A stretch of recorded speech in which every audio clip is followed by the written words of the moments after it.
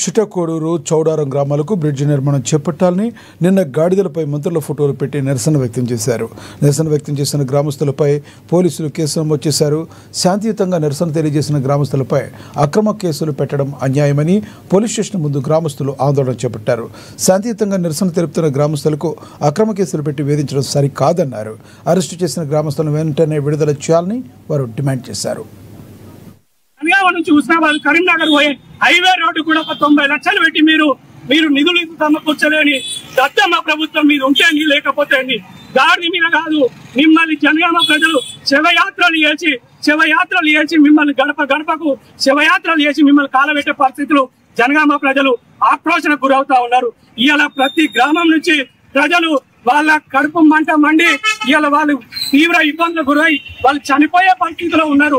వేలాది వెహికల్ గానుపాడు గ్రామం నుంచి పోతా ఉన్నాయి. ప్రజలు తీవ్ర ఇబ్బందులు పడుతున్నారు. ప్రజలకు ప్రాతినిధ్యం వహించి 24 గంటలు ఇక్కడి నుంచి ప్రాతినిధ్యం వహిస్తున్న ఎంపీ చామల కుమార్ రెడ్డి గారిని మేము అడుగుతా ఉన్నాం. నువ్వు సీఎంకి చెంచా లెక్క ఎప్పటికి ఉంటావని చెప్పేసి జనాల్లో ఉన్నది. నువ్వు ఎంపీ గారు నువ్వు రేవంత్ రెడ్డి గారికి చాలా దగ్గర అని చెప్పేసి నీవు చెప్పుకుంటా ఉంటావు. ఆయన మీరు ఎవరైనా ప్రెస్ మీట్ పెడితే పొద్దుగాల నుంచి ప్రెస్ మీట్ పెడతావు. 90 లక్షల నిధులు తీసుకొచ్చి పిలిచేసేంత దమ్ము ఈ ఎంపీ చామల కిరణ్ కుమార్ రెడ్డి గారికి లేదా అని మేము అడుగుతా ఉన్నాం. మేము డిమాండ్ చేస్తా ఉన్నాం.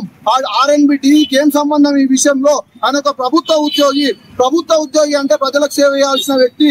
కానీ ఈ రోజు ప్రజాస్వామ్యంలో అడిగే హక్కు లేదా?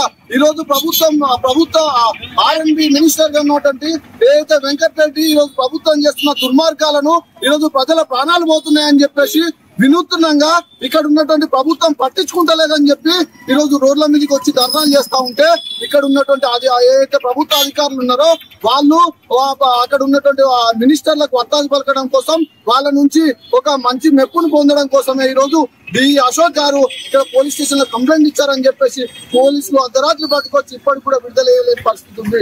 మరి ఈ రోజు ప్రజాపాలన అని చెప్పుకునే కాంగ్రెస్ ప్రభుత్వం ఈ రోజు మరి నువ్వు ప్రజాపాలనలో నువ్వు చేస్తున్న అభివృద్ధి ఏ రకంగా ఉంది? ఈ రోజు బ్రిడ్జి నిర్మాణం ప్రారంభించకపోవడం వల్ల చాలా మంది అపాయాల నుంచి బయటపడతా ఉన్నారు.